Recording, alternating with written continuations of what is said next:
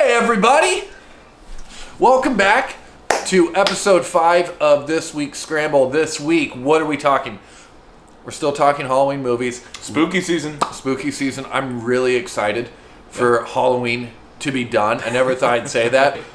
We just got back from Conclave. It was awesome. Really cool movie. We really enjoyed it. I thought acting was fantastic, honestly. Superb. Yeah, really liked it. Writing was good too, to your point. I think you made a couple comments that you really liked a few lines, which I agree. I thought the writing was really good. Well, the visual cinematography was really great as well.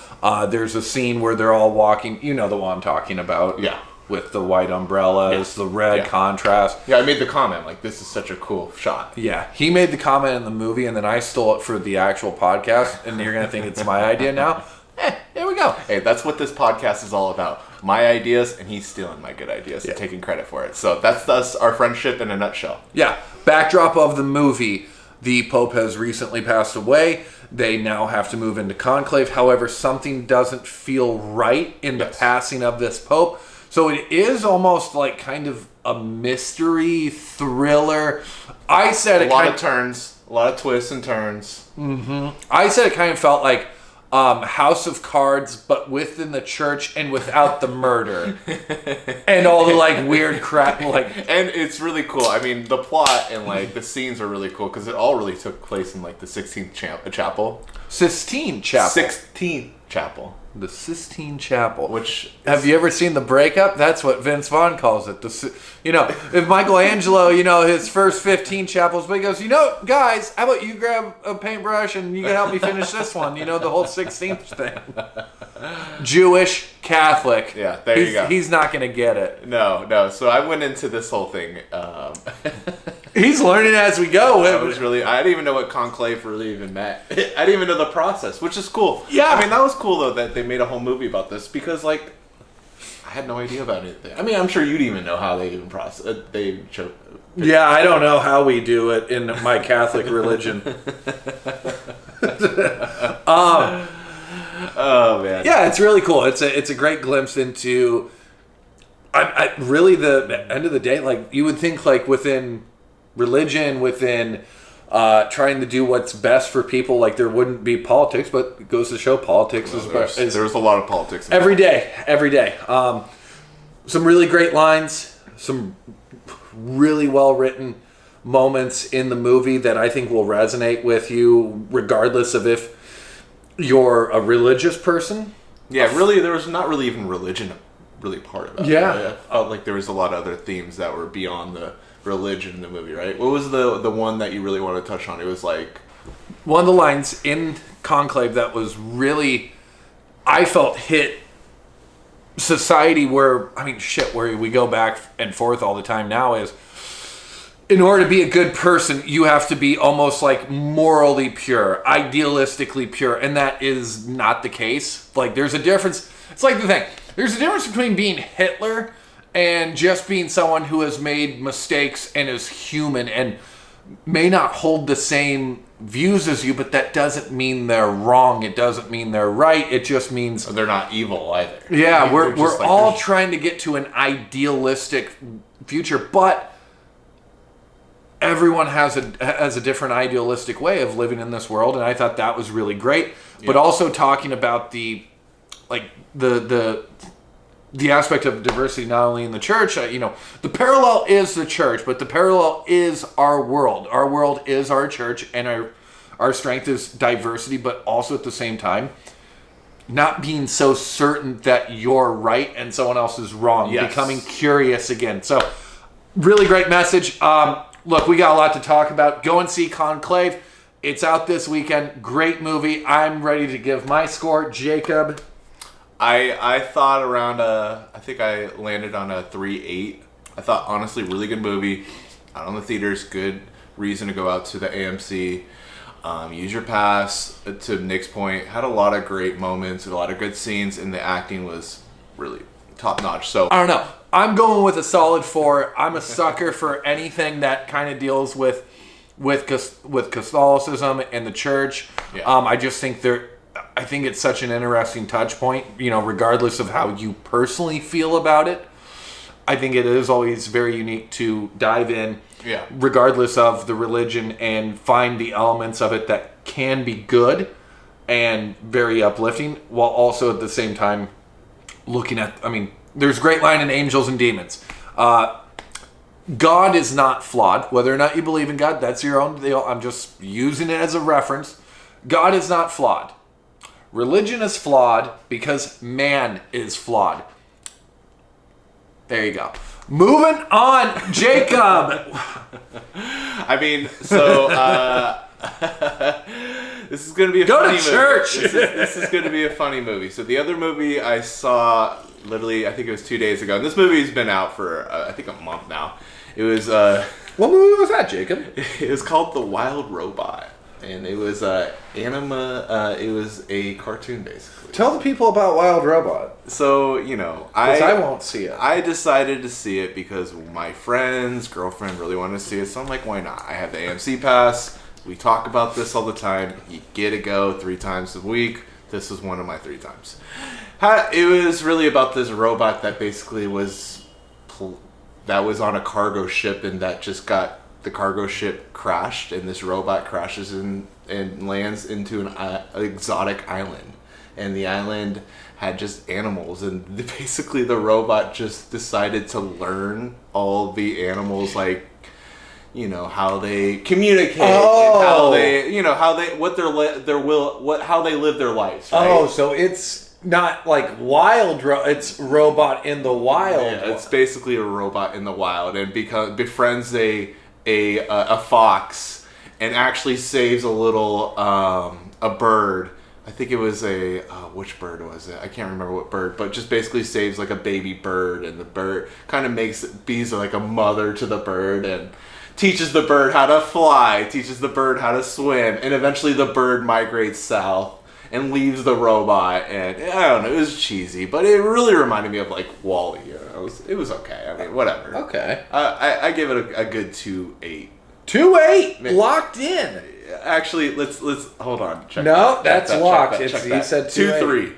2.3. Jesus, it dropped by half. Let's 0.5 drop. Let's be honest. We're not talking. So you don't think it's going to be up for any awards this year?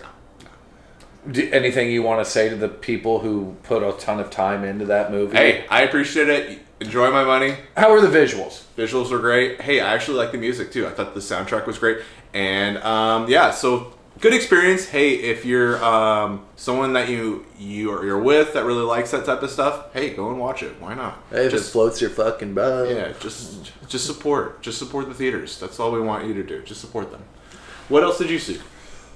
Well, I am inching very close to hitting 31 movies. You're Halloween not movies. Close. You're not no, close. I'm over halfway. Yeah, and we're day 23. 24. Oh, tune in. It's going to happen. I finished up this week. Well, I finished up reviews for As Above, So Below, Evil Dead, the original, Evil Dead 2, and I also got Army of Darkness. So the original trilogy, if you want to call it that trilogy, I got done from Evil Dead. Fucking love those movies. Always will. Reviews are on the Instagram page. I'm not going to go and hash these things out too much. You really don't want to talk about it, do you? Well, because I am still not done. I have to watch the remake from Fede Alvarez. I have to watch then Evil Dead Rise again. Don't forget your Scream 3 review. Yeah, Scream 3 is coming. You know what? I will go into it. What do you want to know about the Evil Deads? Well, I've never even gotten to the Evil Dead universe. So let me know, give me a little glimpse of what that even means, why I should even give you my time of day to watch this movie. Interesting. So think of the original Cabin in the Woods type thing. Okay. Group of friends, Evil Dead in, late 70s, early 80s. Like, I think it's anywhere between like 79 and 82 we're fitting in. Okay. You have, don't quote me on that. I might be way off. Hey guys, don't fact check us at Shattered. Just please don't. Yeah, I mean, I should know the dates, but I'm not one of those people that's like, oh, it came out in 1978. on it, released in a December. It's like, if that's you, that's cool. There's one thing we do. We don't fact check this, and we ramble. Right? Yeah, we blabber, apparently. No, it's blabber. Sorry. It's blabber. Sorry, dude. Yeah. He's out there. Sorry, dude. Just trying to have fun. You blabber. You're straight blabbering for no reason. There's a reason. He just hasn't gotten to know me yet. All right, so Evil Dead. We're blabbering here. Evil Dead takes place out in this cabin in the woods. Group of friends: Ash Williams, Bruce Campbell, Sam Raimi, director of the Spider-Mans, the Evil Dead. Wait, Toby Spider-Mans? The good Spider-Mans. Yeah, we don't mess with the other. Listen, Spider-Mans. I have a lot of respect for Andrew Garfield and Tom Holland. But come on, you don't have it. You're not Tobey Maguire, man. Dude's a fucking psycho in the best way. Yeah. You don't touch Spider-Man. You don't touch Spider-Man. And don't touch the Green Goblin. No. Bring back James Franco. Well, James Franco was the last Goblin. The original Green Goblin was Willem Dafoe. He's dead.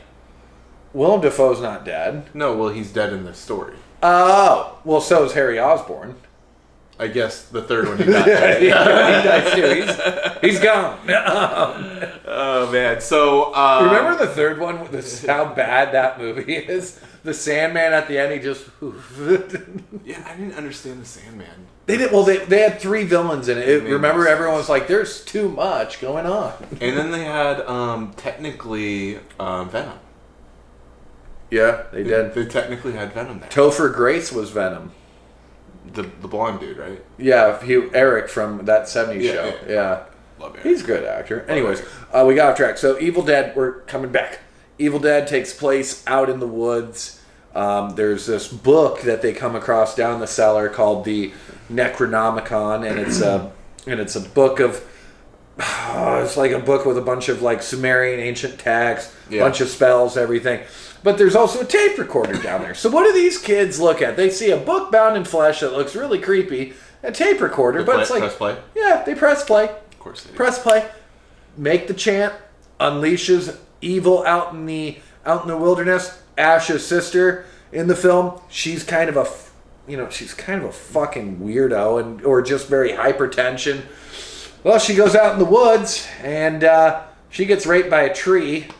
Yeah, that happens. Like a tree, bunch of branches, grab her, do it. Then, obviously she's distraught and just torn apart. She's the first one that gets infected. It makes its way through the entire group, and Ash, who's kind of a little bitch in it, has to grow up, has to kill pretty much all of his friends. Fast forward to the end, not going to ruin it, but Evil Dead 2 is not really a sequel because they've just redid the first one, but they started with more of a comedic element. Less terror, less that. So they just remake. It's just pretty much a remake. That's why I say it. I don't think it's really a trilogy. Then you go to Army of Darkness, they go back in time. All of this is on Instagram. I could talk Evil Dead for an hour. Love those movies. So is Evil Dead based on a book? No. Interesting. Original conception. Yeah, I mean, hey, if anybody's watching out there, please let us know if you do like Evil Dead, if you hate it, if you think he's just blabbering about absolutely God knows nothing. Hey, we've heard that before, and we need that constructive feedback, honestly. So, I really might not know anything about movies, but that's none of your business. Try and stop me. Well, the great thing about opinions is it's an opinion. My grandpa always used to tell me opinions are like assholes. Everyone's got them and they all stink. Yeah, it's funny. My grandpa had the same thing. Yeah. Interesting. Nebraska dude, right? Yeah, exactly. So, there you go. Well, I'll have to check that out. What Yeah. other things did you watch Halloween related before we put a bow on this? Because I got something else I want to talk to you about. Yeah, review for Scream 3 is coming. Obviously, like I was saying, I got to go through all of them because I skipped 4 and I went to 5. Now I have to watch all 6. But I only got 2 more left, and then I can have the reviews for all of them. Scream 3, we take a step back. The review will say it. One that I didn't anticipate watching, and I did, and I don't know why. was Wishmaster from like the 90s. It's not even a Wes Craven movie, but he like produced it. It's like one of those movies, you know, like how they always go like from the studio that brought you this, and you're like, okay, but is it the same director? And they're like, no, it's not. Like, it's the same. The studio that created this from movie. the studio that brought you The Conjuring. It's like, yeah, but is it the same director? It's like, no, it's so not. they just looped you in. Yeah, it's like when that show came out called Big Sky, and I still get a kick out of it to this day because they had a big billboard or something for it, and for this show, and they go Big Sky from two of the writers of Big Little Lies comes. It's like, wait, well, which writers? Like the two main ones, or like, you know, the ones that are, the ones that are like, hey, what if she was like hanging out on the beach or something? Damn. It's a weird flex to be like, yeah, so the whole team from Big Little Lies, oh yeah, oh, that's gonna be good. No, we only got two of them. Hey, but they're the two. They could have second lead writers, not the first lead, but the second lead. We don't know that, honestly. By the way, this is brought to you by Coke Zero, the only Coke you should be drinking. They are not an affiliated sponsor, though. They're not. We probably are going to get put on fucking copyright. Yeah, thank you for that. So, I was just exploring the good old Netflix. I think it was yesterday or 2 days ago, and they put out this new docuseries on the Zodiac killer, and that was one of my favorite movies. I thought you were going to say it was your favorite serial killer. I just love the David Fincher movie. I absolutely love the movie, and I always just wondered. David Fincher did the Zodiac? Yes, I never knew that. Yeah, so and it was just one of my favorite movies. And the reason why I always thought it was just always left me wanting more is because we never really found out who did it, right? Yeah. You never really, and, you know, Jake Gyllenhaal is in it, and he's like this, like, cartoonist. Gyllenhaal. Hey, are you going to just troll me all day about how I pronounce things? This is how I talk. Well, the people won't know who you're talking about. Hey guys. I'm sorry. So he's in it, and he's a cartoonist, obviously, and he just turns into this crazy investigator. And I always thought, like, watching the movie, I'm like, okay, well, was this guy really that crazy? Was he accurate? Was he onto something? The Zodiac guy or the Gyllenhaal character? Gyllenhaal. Okay. And basically the docuseries, and we don't really talk docuseries, so this is new, but could be a new avenue. Basically validated everything and said everything he said, he was right. Really? Everything. And the guy that he pinpointed in the movie, he was right. And they basically had a whole family that the whole Zodiac guy, the Zodiac killer was a teacher in Southern California in the early 60s, and this is before all the murders. And he basically befriended this whole random family that kind of lost their dad because, like, the dad just basically went to a mental hospital, and he basically kind of went and filled that role of father figure, right? And then, like, the mom kind of gave him the trust, and, like, you know, they just, like, was like a big figure in these people's life, right? And then, like, these people were around these killings, but they didn't know. So it was just weird. So they found these people and they interviewed them. They just basically connected all their murderers together. It's a really, really crazy docuseries. So if you do like the movie, which I was a really big fan of the movie, check out the docuseries. I really recommend it. I'm on episode 3 out of 3. So I thought it was really cool, really interesting. So it was a really cool way of expanding the movie. And they also referenced the movie in the docuseries, which was really cool. So did they find the Zodiac killer, or was the Zodiac killer one of those ones they never found until after, like, he had died? So that's the thing, like, I'm really about to find out, right? Because, like, they're in the 90s right now, and they have him in on some other shit. They actually brought him in jail for child molestation. Yeah, which is even crazier. But then he gets out, and now, like, the police are trying to peg stuff on him, but they have no evidence. So they're getting all these search warrants, so they don't really have anything. My hunch is he dies, and they never really peg anything officially ever solve the Zodiac case. Well, if you believe in afterlife, well, actually, I don't know. Some people debate that. That's not our channel, though, is it? What would you say? So you really like Zodiac.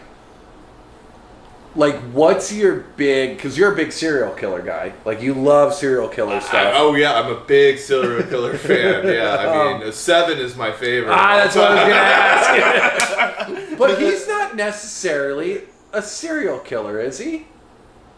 I don't know. He kills 7 people. Yeah, but not in the same way. The last one is insane. That scene with the whole box. Hey, that was made in 1997. If you haven't seen it by now, hey. That should actually be on the Halloween list. That movie is absolutely... Rest in peace, Kevin Spacey. Dude's dead. Career's dead. Career's dead. No, I'm a big Fincher fan. I think Fincher is like, dude, one of the best directors out there. I mean, just kills it in almost everything he does. What's another good Benjamin Buttons? Love it. Fincher did Benjamin Button too, huh? Yeah, he did Benjamin Button. You know, that's based off of a true story of Scott Fitzgerald's book. Is it really based off a book? And what do we say? We're talking the movie, not the book. Well, yeah, the book's like teeny. It's not a very long book, so they really stretched that fucker out. Yeah, I'm a big fan of that movie though. Yeah, I watch it every year. Every year. I'm a big Brad Pitt fan though, and then obviously he did Gone Girl. Gone Girl is insane. That's probably one of the craziest movies. Like if you've never seen Gone Girl, that will really fuck you up because it just goes up and down and up. It just takes you. It's a classic movie that takes you on a ride. I haven't trusted a girl since. I mean, yeah. We have fairly big trust issues because of that. I mean, this woman is insane. I don't even trust my mother anymore because always looking at her like, what are you up to? Fight Club 2 for Finch Boy. Yeah, Fight Club. If you haven't yet, listen, go and subscribe. Yes. Subscribe. Check out our Instagram. We did a lot of cool different interviews and clips with Danny McDermott, this superstar writer, Party Panda. We have a lot of cool stuff in there. With Uriah Hur as well, the director. But we're going to be having a lot more come up to pipe. And also, here's why you want to subscribe. You don't want to miss out because you guys are really busy with your lives. And we're going to be... we went to a recent event up in Pasadena where we got to see 8 indie films, short films. It was really great. There's some... Hold on. We should talk about that. Yeah, but how? Let's just talk about our experience. We went to... It's like... Well, we should put that in there. I don't want to say where we went because I had food from it and I didn't feel good and I don't want to throw them under the bus. So we actually we went to a indie film fest. It was like a premiere. So it was a premiere in the San Fernando Valley. It was last Sunday. Is Pasadena the San Fernando Valley? It was Glendale, bro. Oh, I thought we were in Pasadena. No, we were in Glendale. Huh. And we went to a theater. This theater was really, really cool. Let me preference this first. It was dine-in, so basically we got a waiter. We could drink. You could drink alcohol. You get whatever you want. You press a little button, then the waiter comes. I really enjoyed my food. He didn't really, but he kind of had a kind of messed up stomach. But yeah. I communicated with the person that really was putting together the event. His name's No Budge. He actually is based out of Brooklyn, and his thing is just giving the indie film filmmakers some spotlight and just giving them a chance to show movies. So he had 8 movies basically going back to back to back, and they're anywhere from like 8 minutes to maybe top line 15. Yeah, 15 minutes. Yeah. And honestly, they started off with a couple like movies we didn't really like, and it was just like, not that we didn't like them. It wasn't necessarily our style, and they were very, how do I put it? They felt like they were more like an inception point to something that they were trying to expand on. It was a starting point. It was definitely a starting point, and it was a working process, right? And it was just like, it felt really incomplete. That's definitely something that I felt. Yeah, now there was a few, though, that I mean, really great production quality, really great, solid scripts. And we're talking like, maybe 12-minute, short film that you are watching and going, honestly, if this was like a kind of a 70, 80-minute movie, it could still work. Like there were a few of those that you were kind of going, I would love to see the filmmakers to get an opportunity to take it out a bit. Yeah, I mean, I thought I really enjoyed, to your point, it kind of, and I thought the guy that really curated the whole thing, he did it right, because like he started off with some that were but he really within the last 3 movies, they were really good. There were some people with some, because here's the deal, if you lead with those, you want to have a really nice build to the very last, which the last one was awesome. A roommate. Roommate fight. I don't want to call them out because we want to be respectful and everything like that.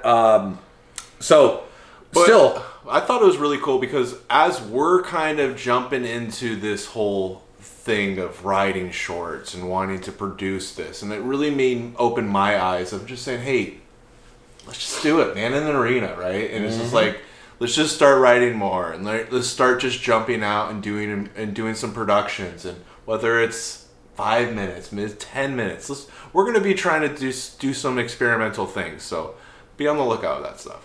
Be on the lookout. So, all right, well, it was fun, and because it's 8:05. I still have to pop in. I gotta go and watch the remake to. Actually, what am I gonna throw on? I can't do Evil Dead 2 nights in a row.